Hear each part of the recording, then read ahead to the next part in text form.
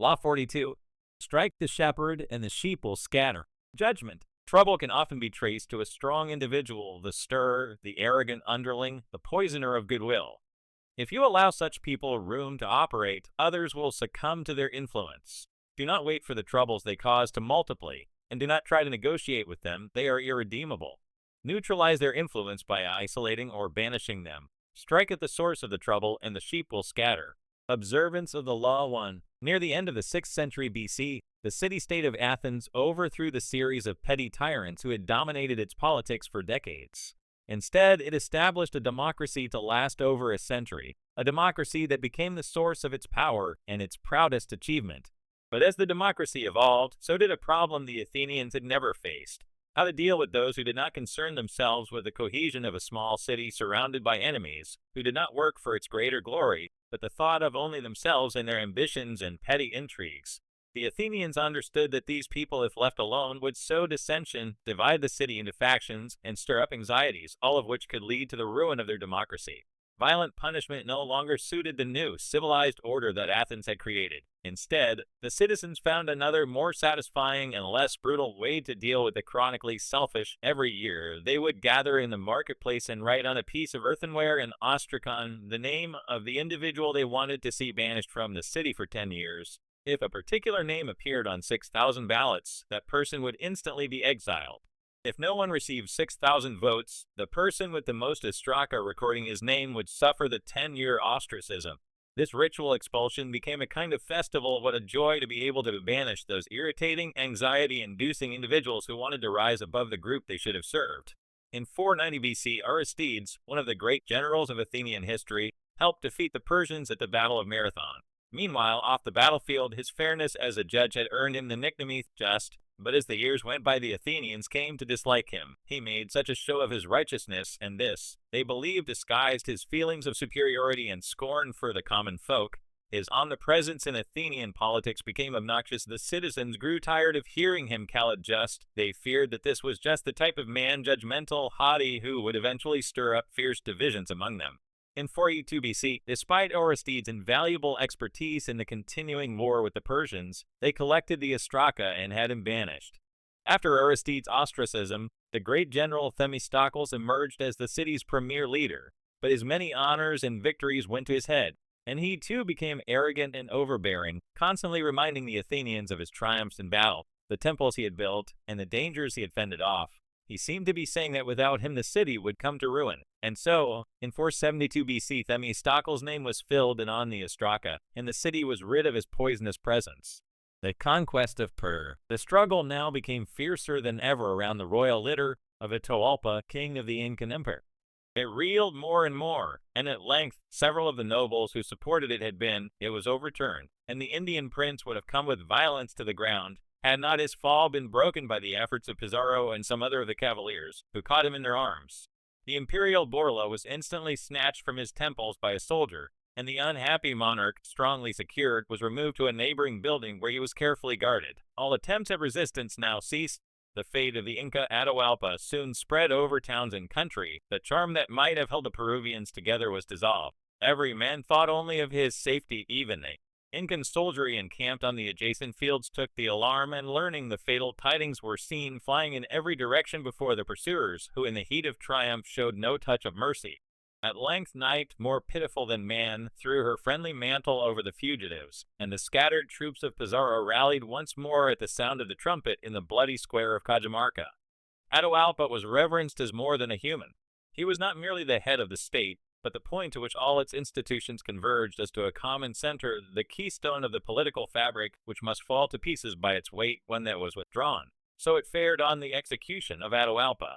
His death not only left the throne vacant without any certain successor, but the manner of it announced to the Peruvian people that a hand stronger than that of their Incas had now seized the scepter, and that the dynasty of the children had passed away forever. The conquest of Peru. William H. Prescott, 1847. The greatest political figure in 5th century Athens was undoubtedly Pericles. Although several times threatened with ostracism, he avoided that fate by maintaining close ties with the people. Perhaps he had learned a lesson as a child from his favorite tutor, the incomparable Damon, who excelled above all other Athenians in his intelligence, his musical skills, and his rhetorical abilities. It was Damon who had trained Pericles in the arts of ruling, but he too suffered ostracism, for his superior airs and his insulting manner toward the commoners stirred up too much resentment. Toward the end of the century there lived a man named Hyperbolus. Most writers of the time described him as the city's most worthless citizen. He did not care what anyone thought of him and slandered whomever he disliked. He amused some but irritated many more. In 417 BC, Hyperbolus saw an opportunity to stir up anger against the two leading politicians of the time, Alcibiades and Nicias. He hoped that one of the two would be ostracized, and that he would rise in that man's place. His campaign seemed likely to succeed. The Athenians disliked Alcibiades' flamboyant and carefree lifestyle, and were wary of Nicias' wealth and aloofness. They seemed certain to ostracize one or the other. But Alcibiades and Nicias, although they were otherwise enemies, pooled their resources and managed to turn the ostracism on Hyperbolus instead. His obnoxiousness, they argued, could only be terminated by banishment. Earlier sufferers of ostracism had been formidable, powerful men. Hyperbolus, however, was a low buffoon, and with his banishment, the Athenians felt that ostracism had been degraded, and so they ended the practice that for nearly 100 years had been one of the keys to keeping the peace within Athens. Interpretation. The ancient Athenians had social instincts unknown today. The passage of centuries has blunted them. Citizens in the true sense of the word, the Athenians sensed the dangers posed by his social behavior, and saw how such behavior often disguises itself in other forms. The holier-than-thou attitude that silently seeks to impose its standards on others, overweening ambition at the expense of the common good, the flaunting of superiority, quiet scheming, terminal obnoxiousness. Some of these behaviors would eat away at the city's cohesion by creating factions and sowing dissension. Others would ruin the democratic spirit by making the common citizen feel inferior and envious. The Athenians did not try to re-educate people who acted in these ways to absorb them somehow into the group or to impose a violent punishment that would only create other problems. The solution was quick and effective. Get rid of them. Within any group, trouble can most often be traced to a single source, the unhappy, chronically dissatisfied one who will always stir up dissension and infect the group with his or her ill ease. Before you know what hits you, the dissatisfaction spreads. Act before it becomes impossible to disentangle one strand of misery from another, or to see how the whole thing started. First, recognize troublemakers by their overbearing presence, or by their complaining nature. Once you spot them, do not try to reform them or appease them. That will only make things worse. Do not attack them whether directly or indirectly, for they are poisonous and will work underground to destroy you. Do as the Athenians did, banish them before it is too late. Separate them from the group before they become the eye of a whirlpool. Do not give them time to stir up anxieties and sow discontent. Do not give them room to move. Let one person suffer so that the rest can live in peace. When the tree falls, the monkeys scatter. Chinese saying, observance of the law, 2. In 1296, the cardinals of the Catholic Church met in Rome to select a new pope. They chose Cardinal Gaetani, for he was incomparably shrewd. Such a man would make the Vatican a great power. Taking the name Boniface VIII, Gaetani soon proved he deserved the cardinal's high opinion of him. He plotted his moves carefully in advance, and stopped at nothing to get his way. Once in power, Boniface quickly crushed his rivals and unified the papal states. The European powers began to fear him and sent delegates to negotiate with him. The German King Albrecht of Austria even yielded some territory to Boniface. All was proceeding according to the Pope's plan. One piece did not fall into place, however, and that was Tuscany, the richest part of Italy. If Boniface could conquer Florence, Tuscany's most powerful city, the region would be his, but Florence was a proud republic and would be hard to defeat. The Pope had to play his cards skillfully. Florence was divided into two rival factions, the blacks and the whites. The whites were the merchant families that had recently and quickly risen to power and wealth. The blacks were the older money. Because of their popularity with the people, the whites retained control of the city, to the increasing resentment. The feud between the two grew steadily more bitter. The wolves and the sheep. Once upon a time, the wolves sent an embassy to the sheep, desiring that there might be peace between them for the time to come. "Why," said they, "should we be forever waging this deadly strife? Those wicked dogs are the cause of all. They are incessantly barking at us and provoking us. Send them away, and there will be no longer any obstacle to our eternal friendship and peace." The silly sheep listened, the dogs were dismissed, and the flock, thus deprived of their best protectors, became easy prey to their treacherous enemy. Fables, Aesop, 6th century BC. Here Boniface saw his chance. He would plot to help the blacks take over the city, and Florence would be in his pocket. And as he studied the situation, he began to focus on one man, Dante Alighieri. the celebrated writer, poet, and ardent supporter of the whites. Dante had always been interested in politics. He believed passionately in the Republic and often chastised his fellow citizens for their lack of spine. He also happened to be the city's most eloquent public speaker. In 1300, the year Boniface began plotting to take over Tuscany, Dante's fellow citizens had voted him into Florence's highest elected position, making him one of the city's 6 priors. During his 6-month term in the post, he had stood firmly against the blacks and against all of the Pope's attempts to sow disorder. By 1301, however, Boniface had a new plan. He called in Charles de Valois, a powerful brother of the King of France, to help bring order to Tuscany. As Charles marched through northern Italy, in Florence seethed with anxiety and fear, Dante quickly emerged as the man who could rally the people, arguing vehemently against appeasement and working desperately to arm the citizens and to organize resistance against the Pope and his puppet French prince. By hook or by crook, Boniface had to neutralize Dante, and so, even as on the one hand he threatened Florence with Charles de Valois, on the other he held out the olive branch, the possibility of negotiations, hoping Dante would take the bait. And indeed, the Florentines decided to send a delegation to Rome and try to negotiate peace. To head the mission, predictably, they chose Dante. Some warned the poet that the wily Pope was setting up a trap to lure him away, but Dante went to Rome anyway, arriving as the French army stood before the gates of Florence. He felt sure that his eloquence and reason would win the Pope over and save the city. Yet when the Pope met the poet and the Florentine delegates, he instantly intimidated them, as he did so many. "Fall on your knees before me," he bellowed at their first meeting. "Submit to me. I tell you that in all truth, I have nothing in my heart but promote your peace." Succumbing to his powerful presence, the Florentines listened as the Pope promised to look after their interests. He then advised them to return home, leaving one of their members behind to continue the talks. Boniface signaled that the man to stay was to be Dante. He spoke with the utmost politeness, but in essence, it was an order, and so Dante remained in Rome. And while he and the Pope continued their dialogue, Florence fell apart, with no one to rally the whites, and with Charles de Valois using the Pope's money to bribe and show dissension, the whites disintegrated, some arguing for negotiations, others switching sides. Facing an enemy now divided and unsure of itself, the blacks easily destroyed them within weeks, exacting violent revenge on them. And once the blacks stood firmly in power, the Pope finally dismissed Dante from Rome. The blacks ordered Dante to return home to face accusations and stand trial. When the poet refused, the blacks condemned him to be burned to death if he ever set foot in Florence again. And so Dante began a miserable life of exile, wandering through Italy, disgraced in the city that he loved, never to return to Florence, even after his death. The life of Themistocles. Themistocles' fellow citizens reached the point at which their jealousy made them listen to any slander at his expense, and so he was forced to remind the assembly of his achievements until they could bear this no longer. He once said to those who were complaining of him, "Why are you tired of receiving benefits so often from the same men?" Besides this, he gave offense to the people when he built the temple of Artemis. For not only did he style the goddess Artemis Aristobule, or Artemis wisest counsel, with the hint that it was he who had given the best counsel to the Athenians and the Thegreeks, but he chose a site for it near his own house at Melite. So at last the Athenians banished him.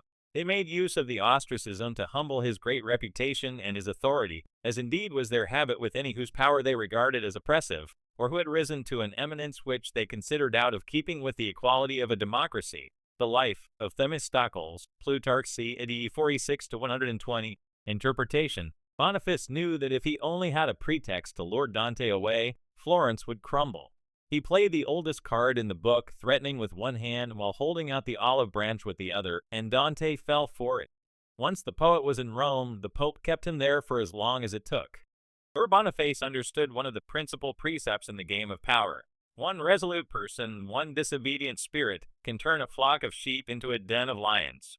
So he isolated the troublemaker. Without the backbone of the city to keep them together, the sheep quickly scattered. Learn the lesson. Do not waste your time lashing out in all directions at what seems to be a many-headed enemy. Find the one head that matters, the person with willpower, smarts, or most important of all, charisma. Whatever it costs you, lure this person away, for once he is absent, his powers will lose their effect. His isolation can be physical banishment or absence from the court, political, narrowing his base of support, or psychological, alienating him from the group through slander and insinuation. Cancer begins with a single cell. Excise it before it spreads beyond cure. Keys to power. In the past, an entire nation would be ruled by a king and his handful of ministers. Only the elite had any power to play with. Over the centuries, power has gradually become more and more diffused and democratized. This has created, however, a common misperception that groups no longer have centers of power, that power is spread out and scattered among many people. However, power has changed in its numbers, but not in its essence. There may be fewer mighty tyrants commanding the power of life and death over millions, but there remain thousands of petty tyrants ruling smaller realms, and enforcing their will through indirect power games, charisma, and so on. In every group, power is concentrated in the hands of one or two people. For this is one area in which human nature will never change. People will congregate around a single strong personality like planets orbiting a sun. To labor under the illusion that this kind of power center no longer exists is to make endless mistakes, waste energy and time, and never hit the target. Powerful people never waste time. Outwardly, they may play along with the game, pretending that power is shared among many, but inwardly they keep their eyes on the inevitable few in the group who hold the cards. These are the ones they work on. When trouble arises, they look for the underlying cause, the single strong character who started the stirring, and whose isolation or banishment will settle the waters again. In his family therapy practice, Dr. Milton H. Erickson found that if the family dynamic was unsettled and dysfunctional, there was inevitably one person who was the stirrer, the troublemaker. In his sessions, he would symbolically isolate this rotten apple by seating him or her apart from the others, if only by a few feet. Slowly, the other family members would see the physically separate person as the source of their difficulty. Once you recognize who the stirrer is, pointing it out to other people will accomplish a great deal. Understanding who controls the group dynamic is a critical realization. Remember, stirrers thrive by hiding in the group, disguising their actions from the reactions of others. Render their actions visible, and they lose their power to upset. A key element in games of strategy is isolating the enemy's power. In chess, you try to corner the king. In the Chinese game of Go, you try to isolate the enemy's forces in small pockets, rendering them immobile and ineffectual. It is often better to isolate your enemies than to destroy them. You seem less brutal. The result, though, is the same, for in the game of power, isolation spells death. The most effective form of isolation is somehow to separate your victims from their power base. When Mao Zedong wanted to eliminate an enemy in the ruling elite, he did not confront the person directly. He silently and stealthily worked to isolate the man, divide his allies, and turn them away from him, and shrink his support. Soon the man would vanish on his own. Presence and appearance have great importance in the game of power. To seduce, particularly in the beginning stages, you need to be constantly present or create the feeling that you are. If you're often out of sight, the charm will wear off. Queen Elizabeth's Prime Minister, Robert Cecil, had two main rivals, the Queen's favorite, the Earl of Essex, and her former favorite, Sir Walter Raleigh. He contrived to send them both on a mission against Spain. With them away from the court, he managed to wrap his tentacles around the Queen, secure his position as her top advisor, and weaken her affection for Raleigh and the Earl. The lesson here is twofold. First, your absence from the court spells danger for you, and you should never leave the scene in a time of turmoil, for your absence can both symbolize and induce a loss of power. Second, and on the other hand, luring your enemies away from the court at critical moments is a great ploy. Isolation has other strategic uses. When trying to seduce people, it is often wise to isolate them from their usual social context. Once isolated, they are vulnerable to you, and your presence becomes magnified. Similarly, con artists often look for ways to isolate their marks from their normal social milieu, steering them into new environments in which they are no longer comfortable. Here they feel and succumb to deception more easily. Isolation then can prove a powerful way of bringing people under your spell to seduce or swindle them. You will often find powerful people who have alienated themselves from the group. Perhaps their power has gone to their heads and they consider themselves superior. Perhaps they have lost the knack of communicating with ordinary folk. Remember, this makes them vulnerable. Powerful though they are, people like this can be turned to use. The monk Rasputin gained his power over Tsar Nicholas and Tsarina Alexandra of Russia through their tremendous isolation from the people. Alexandra, in particular, was a foreigner and especially alienated from everyday Russians. Rasputin used his peasant origins to insinuate himself into her good graces, for she desperately wanted to communicate with her subjects. Once in the court's inner circle, Rasputin made himself indispensable and attained great power. Heading straight for the center, he aimed at the one figure in Russia who commanded power. The Tsarina dominated her husband, and found he did not need to isolate her, for the work was already done. The Rasputin strategy can bring you great power. Always search out people who hold high positions yet who find themselves isolated on the board. They are like apples falling into your lap, easily seduced, and able to catapult you into power yourself. Finally, the reason you strike at the shepherd is because such an action will dishearten the sheep beyond any rational measure. When Hernando Cortez and Francisco Pizarro led their tiny forces against Aztec and Incan empires, they did not make the mistake of fighting on several fronts, nor were they intimidated by the numbers arrayed against them. They captured the kings Moctezuma and Atahualpa. Vast empires fell into their hands. With the leader gone, the center of gravity is gone, there is nothing to revolve around, and everything falls apart. Aim at the leaders, bring them down, and look for the endless opportunities in the confusion that will ensue. Image: a flock of fatted sheep. Do not waste precious time trying to steal a sheep or two. Do not risk life and limb by setting up the dogs that guard the flock. Aim at the shepherd. Lure him away and the dogs will follow. Strike him down and the flock will scatter. You can pick them off one by one. Authority: if you draw a bow, draw the strongest. If you use an arrow, use the longest. To shoot a rider, first shoot his horse. To catch a gang of bandits, first capture its leader. Just as a country has its border, the killing of men has its limits. If the enemy's attack can be stopped with a blow to the head, why have any more dead and wounded than necessary? Chinese poet Tu Fu, Tang Dynasty, 8th century.